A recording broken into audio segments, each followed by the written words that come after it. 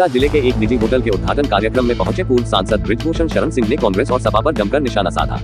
प्रधानमंत्री नरेंद्र मोदी द्वारा लाल किले से आरएसएस की तारीफ पर कांग्रेस के सवाल उठाने को लेकर उन्होंने कहा कि कांग्रेस अपनी कब्र खुद खोद रही है। एक नागरिक होने के नाते मुझे उन पर तरस आता है।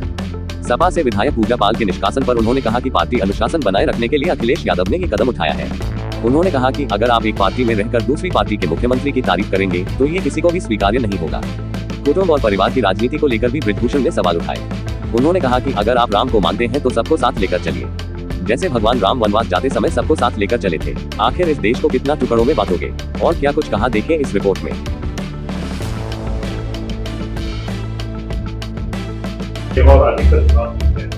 जो 65 लाख बंदा था जो जाने गए बिहार में, ऐसे लगे आपके पुराने एक्सपीरियंस के अगर मैं आपके अनुभव की बात करूं, क्या ये नॉर्मल होता है? देखिए, हमने तो वो समय देखा है, हमने तो वो दौर देखा है कि वोटर लिस्ट जब हम लोग इलेक्शन ऑफिस से लेकर के और उस वोटर लिस्ट को हम सर्विस कर देते थे, अपने एजेंट को पकड़ा देते थे और चुनाव के दिन जो वोटर लिस्ट जाती थी उसमें पन्ने गायब रहता था। और हमने तो वो दौर भी देखा है कि वोटर लिस्ट में नाम था, वोटर लिस्ट में नाम था और ऐसे एक टिक लगा दिया गया था, टिक लाल स्याही से एसडीएम लगा देता था। हमने वो चुनाव लड़ा, बलरामपुर से मैं जब चुनाव लड़ा तो मैंने देखा कि वोटर लिस्ट लेकर के जो एजेंट बैठा है, पार्टी के एजेंट बैठे हैं, चाहे वो कांग्रेस के हों, चाहे सपा के हों, चाहे भाजपा के हों, हमने अपनी आंख से देखा है। और वहां जो अंदर लिस्ट थी वहां रेड लाइन और वो वोट नहीं पड़ता था। यही कुसुम चौहान बलरामपुर नगर पालिका की अध्यक्ष थी और लोकसभा के चुनाव में उनका नाम नहीं था, और मौजूदा अध्यक्ष थी और नाम नहीं था। यही हमारी पत्नी जिला पंचायत सदस्य का चुनाव लड़ी, सांसद रह चुकी हैं और फिर वोटर लिस्ट से नाम काट दिया गया और उनका पर्चा कैंसिल कर दिया गया। तो वो दौर हम लोगों ने देखा, हमने नहीं देखा, सबने देखा है। लेकिन धीरे धीरे धीरे धीरे करके कमियां सुधार हुई और मैं कह सकता हूं कि अब पारदर्शी व्यवस्था है। इतनी पारदर्शी व्यवस्था, अगर कुछ कमी है तो और करने की जरूरत है। लेकिन शाम को नाम रहता था, जो लिस्ट दी जाती थी उसमें नाम रहता था और पोलिंग पर नाम नहीं रहता था। ऐसे रेड लाइन। आप अभी प्रतिभा सम्मान समारोह कर रहे हैं और लगभग अपने संस्कृति को बताते हैं, अभी और कितने सम्मान समारोह जाएंगे। उसी बात, ये जो लॉ है पिछले कई वर्षों से किया, मुझे याद है संसद खेल स्पर्धा जो प्रधानमंत्री ने प्रोजेक्ट किया था, उसको भी आपने बड़े जोर शोर से किया और शायद इसी का एक्सटेंशन है कि आपने उसको कंटिन्यू करना। बहुत सारे सांसद हैं जो प्रक्रिया को नहीं अपना रहे हैं। इस प्रतिभा सम्मान समारोह का कुछ बड़ा विजन आप क्षेत्र के लिए या फिर युवाओं के लिए? देखिए, जब मैंने इसकी आवश्यकता महसूस की थी तो हमारा गोंडा जनपद पीछे से तीसरे स्थान पर था। पहले पर जालौन था, सेकंड पर बहराइच था और थर्ड पर गोंडा था। और तब मैंने स्वस्थ गोंडा, जिसको बाद में मैंने जाकर के स्वस्थ देवीपाटन मंडल का नारा दिया, और उसी के तहत स्वस्थ गोंडा, साक्षर गोंडा, हरा भरा गोंडा, और तीनों क्षेत्र में मैं लगातार काम कर रहा हूं। और मेरी वचनबद्धता ये नहीं है कि मैं सांसद रहूंगा तभी करूंगा। मैं जब तक जिंदा रहूंगा, पुरुषार्थ मेरे हाथ में रहेगा, जब तक चलूंगा तब तक इस काम को करूंगा। इससे सांसद और विधायक और विधानसभा से लेना देना नहीं है। और आज मुझे प्रसन्नता है, आप भी गोंडा जनपद के रहने वाले हैं, यूपीएससी का कोई भी रिजल्ट निकलता है तो आप देख लिए मेरे गोंडा जनपद का कोई ना कोई बच्चा या बच्ची बहराइच का गोंडा भागीदारी है। उतनी भागीदारी आज जो आगे जो जिले थे उनकी नहीं है। जो जिले हमसे आगे थे पढ़ाई लिखाई के क्षेत्र में उनकी नहीं है, लेकिन गोंडा कभी खाली नहीं जाता है। आप किसी क्षेत्र में देख लीजिए, साक्षरता के क्षेत्र में भी हम तीसरे स्थान पर थे। इस समय हमको लगता है कि हम 20 से 21, कल हम देख रहे थे तो 20 या 21 हमको दिखाई पड़ रहा था। अब उनका पैमाना क्या है हम नहीं जानते। हमको लगता है कि ये पैमाना उनका गलत है, क्योंकि शिक्षा के क्षेत्र में जितना गोंडा में काम हुआ है उतना किसी जनपद में नहीं हुआ। लेकिन प्रतिभाशाली छात्र आप जिस इलाके से आते हैं वहीं से देख लीजिए, आज गांव गांव में कंपटीशन चल रहा है आईएएस बनने का, आईपीएस बनने का, पीसीएस बनने का, न्यायपालिका में जाने का। पलटू राम जी का लड़का न्यायपालिका में गया। तो आज गोंडा का स्तर लगातार बढ़ रहा है। और ये मैं काफी दिनों से चला रहा हूं और बड़े सरल उससे कहना चाहता हूं, इसको राजनीति से जोड़कर नहीं देखना चाहिए। मैं जो मेरा स्वभाव है मैं उसे करूंगा और जीवन पर्यंत करूंगा। जब आपके प्रतिभा सम्मान समारोह हम लोग ऐसे मीडिया बड़ी अपेक्षा, और जैसे मैं मोटिवेशनल गुरु हूँ, बहुत सारे मोटिवेशनल गुरु करते हैं आजकल यूट्यूब वगैरह पर। एक मोटिवेशनल गुरु की तरह कहीं ना कहीं जो आपकी बातें हैं, देखिए आज अब मैं अपने गांव में बोल रहा था, अपने गांव के स्कूल में बोल रहा था। मैंने कहा मैं मध्य प्रदेश में जाकर के बोलता हूँ, राजस्थान में जाकर के बोलता हूँ कि मैं बचपन में गाय भैंस चराता था। तो मध्य प्रदेश के लोगों को हो सकता है कि ये शंका होती हो। तो आज मैंने अपने बच्चों से पूछा कि मध्य प्रदेश के लोग शंका करें तो उनकी संख्या जायज है, राजस्थान में शंका करें तो उनकी संख्या जायज है। आप अपने घर जाकर के अपनी दादी से पूछो, अपने बाबा से पूछो, या यही पूछ लो कि क्या ये गलत है। तो देखिए मैं बोल पाता हूं कि नहीं बोल पाता हूं। अब जैसे एक शब्द मैंने बोला कि मैं कक्षा 8 में 2 बार फेल हो गया, तीसरी बार नकल करके मैंने कक्षा 8 पास किया। अब इसी को न्यूज बना दिया गया, जबकि आगे मैं कह रहा हूं कि उस दिन जिस दिन मेरे हाथ में रिजल्ट आया मुझे ग्लानि हुई और मैंने जीवन में पहली बार अपने आप से बात किया।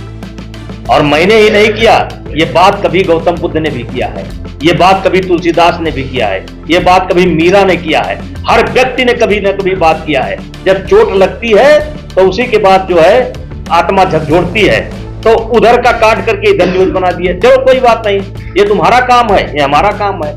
हम अपना अनुभव जब शेयर करते हैं गोंडा जनपद में, जब अपना हम स्वयं का अनुभव शेयर करते हैं तो मेरे कथन की विश्वसनीयता बढ़ जाती है, क्योंकि कहीं ना कहीं उन बच्चों को बताने वाला कोई ना कोई मिल जाता है।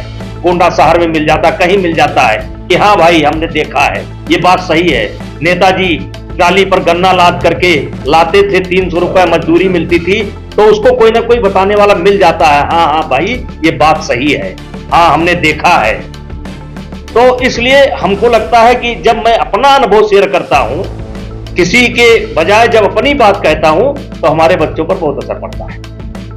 तो हमें यह बताने में कोई दिक्कत नहीं है कि हम सामान्य परिवार से पैदा हुए हैं, कोई दिक्कत नहीं है। जिसको बताने में दिक्कत हो कोई बात नहीं। हमें यह बताने में कोई दिक्कत नहीं है कि हम सामान्य परिवार से पैदा हुए हैं। हाँ आज सब कुछ है, भगवान ने दे रखा है। अब किसी को लगता होगा कि ये गलत रास्ते से आया है तो ठीक है, उसको जो लगता है लगे, लेकिन हमको तो लगता है हमने मेहनत किया, ईमानदारी, पुरुषार्थ, मेहनत किया, और आज भगवान ने जो जो चाहा भगवान ने दिया। ये सिद्धांत है, जो मांगोगे भगवान देगा। नेता जी का आखिरी सवाल, इस तरीके से आप भी एक क्षत्रिय समाज से आते हैं, भले आप उसको नहीं कहते हैं, हम सब समाज के नेता हैं आप मानते हैं, लेकिन यहाँ 40 क्षत्रिय समाज के लोगों ने कुटुंब परिवार बनाया है। क्या कोई बड़ी राजनीति उत्तर प्रदेश में होने जा रही है? देखिए क्षत्रिय के 2 उदाहरण। भगवान राम से बड़ा क्षत्रिय कोई नहीं हुआ, लेकिन अयोध्या से जब भगवान राम को वनवास हुआ तो उनके पूरी यात्रा को लंका तक और लंका से विजय तक की यात्रा देख लिए, एक भी क्षत्रिय उनके साथ नहीं था। सबरी, केवट, बनवासी, भील, हनुमान जी, सब एक भी क्षत्रिय उनके साथ नहीं था। अब जैसे महाराणा प्रताप, अभी आपने बड़ा अच्छा सवाल किया, मुझे बोलने का मौका दे दिया। अभी मैं मध्य प्रदेश गया था एक समाज के कार्यक्रम में, तो मैंने उनसे यही पूछा कि महाराणा प्रताप की चर्चा यहां पर होती है, इस समय महाराणा प्रताप की मूर्तियां भी लगाई जाती है, तो मैंने उन लोगों से सवाल किया कि जो लोग केवल महाराणा महाराणा करते हैं या जो केवल क्षत्रिय क्षत्रिय करते हैं, मैं उनसे पूछना चाहता हूं, क्या महाराणा प्रताप तलवार खुद बनाते थे?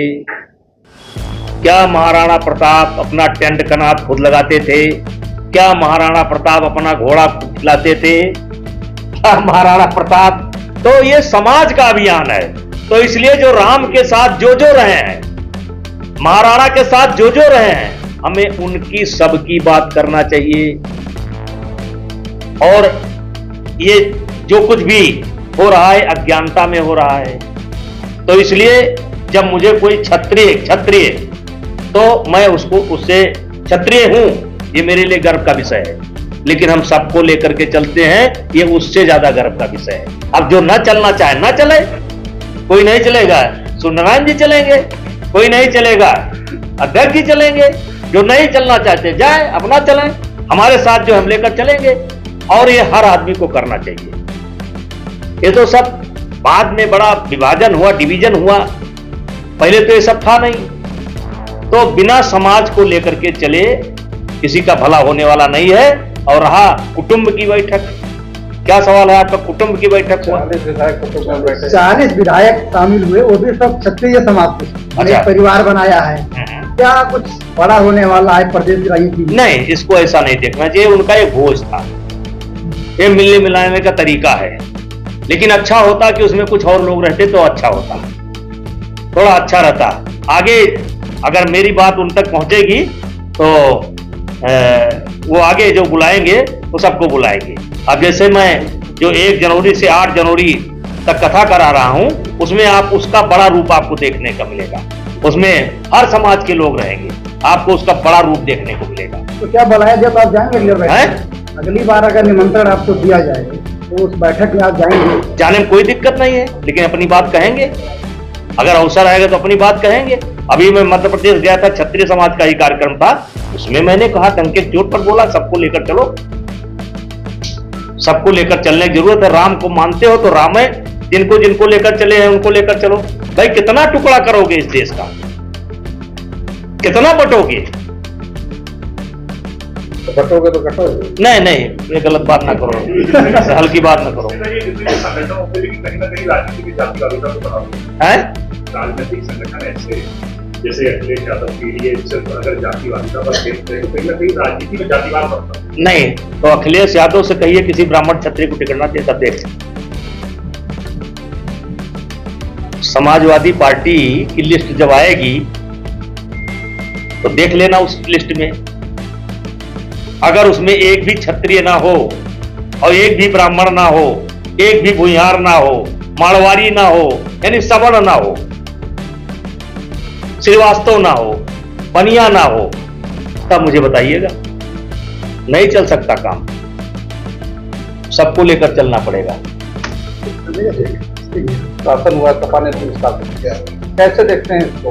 मतलब अगर कोई कार्य अच्छा कर रहा है, जैसे मुख्यमंत्री ने काम अच्छा किया और उनके पति को इंसाफ दिलाया, तो उन्होंने योगी जी की तारीफ कर दी। अब अखिलेश यादव गुस्सा है और उन्होंने निकाल दिया। देखिए, ये समाजवादी पार्टी का स्वयं का मामला है और स्वयं का निर्णय है।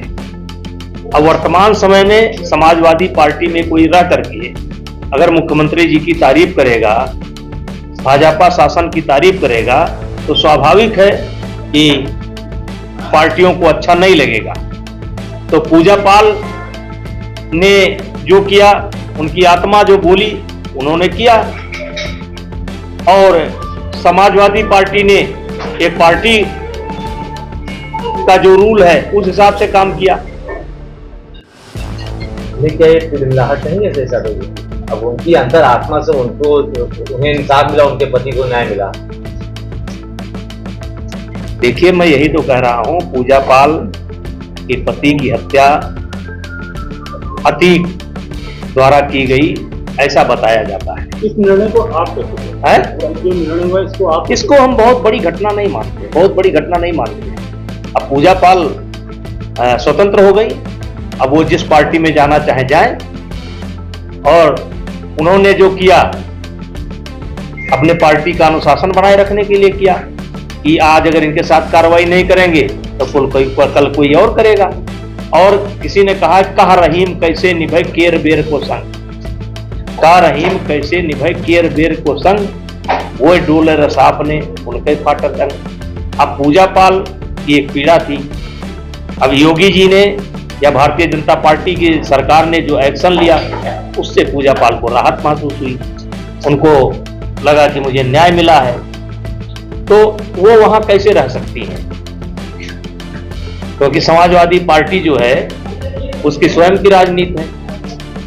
तो जो मुख्यमंत्री की तारीफ करेगा, जो भारतीय जनता पार्टी की तारीफ करेगा, उसके लिए सपा में कहां जगह है। ये तो पीडीए का दावा करती है समाजवादी पार्टी, उसके बाद भी पूजा पाल को बाहर का रास्ता है। अब इसका उत्तर तो समाजवादी पार्टी दे सकते हैं। अच्छा, आज प्रधानमंत्री नरेंद्र मोदी ने 15 अगस्त स्वतंत्रता दिवस के अवसर पर लाल किले के प्राचीन में आरएसएस की तारीफ और पहली बार आरएसएस की तारीफ की। नहीं, ये गलत है। अच्छा, इसे पहली बार आरएसएस की तारीफ की, ये गलत है। लाल किले के प्रधानमंत्री जी आरएसएस की उपज है। प्रधानमंत्री जी आरएसएस से कभी दूर नहीं रहे हैं। आरएसएस की समझ है, वो प्रचारक रहे हैं, कई साल उन्होंने काम किया है। अब ये कहिए कि लाल किले से तारीफ की तो शायद 100 वर्ष या कुछ पूरा हुआ है। कितना पूरा हुआ है? 100 पूरा हुआ है। तो उस अवसर पर उन्होंने तारीफ की कि 100 वर्ष इनके पूरे हो गए काम के। लेकिन कांग्रेस ने पलटवार कर दिया और कह दिया कि इनको भागवत की कृपा की जरूरत है, तो 75 साल की उम्र में प्रधानमंत्री बने रहेंगे।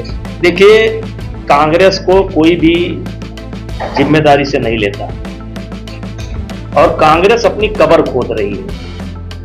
और कांग्रेस को उतना दुख नहीं, उतना दुख कांग्रेसियों को नहीं जितना दुख मुझको है।